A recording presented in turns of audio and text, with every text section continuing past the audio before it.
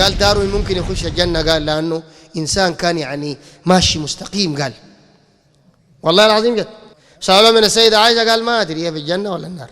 أنا حين قرأت لداروين، ما أنا أعرف بفضل الله من أيام الإعدادية، أنا قرأت أصلا أنواع وأنا في الإعدادية ولخصته. حين قرأت لداروين قرأت عن داروين وعرفت هذه الشخصية، أنا دائما أطلب له الرحمة وأرجو أن يكون من أهل الجنة بإذن الله تعالى. سألوا من السيدة عائشة قال ما أدري هي في الجنة ولا النار. أنا شخصيا لا أدري ما وجه الاستدلال بكون عائشة من أمهات المؤمنين على أنها في الجنة حتما. لا أدري، لا أفهم، قد يكون أي تقصير في عقلي وفي فهمي. الآن إبراهيم يقول لا أدري ما يفعل الله بعائشة، لا أقول إنها في الجنة حتما. بسمع اللي اسمه عدنان إبراهيم ده اللي ما دي بجهز في ردود عليه وكده، لأنه ما وجدت أجرم منه لا فوق الأرض ولا تحت الأرض حسب ما علمنا، والله العظيم جد، لا فوق لا تحت، ما وجدت أجرم من الرجل ده أبدا أبدا أبدا. أسأل الله إنه ينتقم منه عاجلا غير آجل.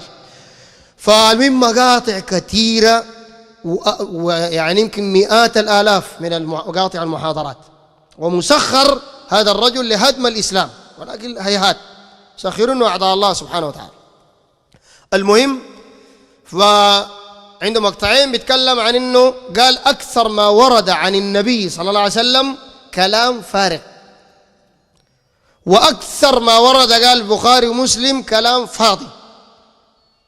طبعا نزول لسانه قذر جدا جدا، قذر مجرم، فقال كلام الرسول ده كله كلام فارغ أو أكثر ما ورد كلام فارغ. وفي نفس الوقت شوف من تناقضه يستدل بأحاديث ذاته، لما يرى حديث حتى لو حديث موضوع مكذوب الرأي إنه بوافق هواه يقول قال رسول الله هذا صحيح، يقول صحيح العلماء يعمل كده. طبعا صحيح العلماء يخم جماعة زول مجرم. فالردود على هؤلاء بسيطة جدا جدا.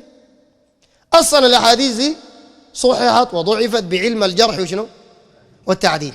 الناس اللي بينكروا الأحاديث دي كلهم بينكروا هذا العلم، وإنكارهم لعلم الجرح هو من علم الجرح لكن بالباطل.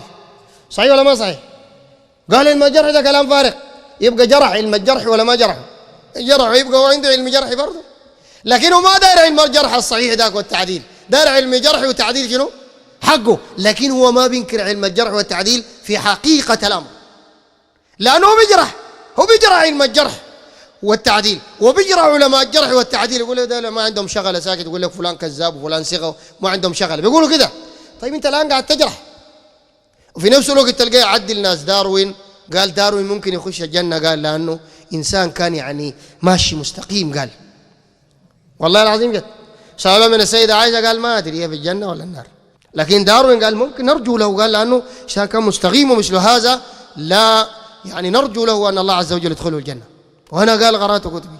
أنا حين قرأت لداروين، ما أنا أعرف بفضل الله من أيام الإعدادية، أنا قرأت أصلا أنواع وأنا في الإعدادية ولخصته. حين قرأت لداروين قرأت عن داروين وعرفت هذه الشخصية، أنا دائما أطلب له الرحمة وأرجو أن يكون من أهل الجنة بإذن الله تعالى. سألوا من السيدة عائشة قال ما أدري هي في الجنة ولا النار. أنا شخصيا لا أدري ما وجه الاستدلال بكون عائشة من أمهات المؤمنين على أنها في الجنة حتما. لا أدري، لا أفهم، قد يكون أي تقصير في عقلي وفي فهمي. الآن إبراهيم يقول لا أدري ما يفعل الله بعائشة، لا أقول إنها في الجنة حتما. فدائما أعداء السنن متناقضين. ليه؟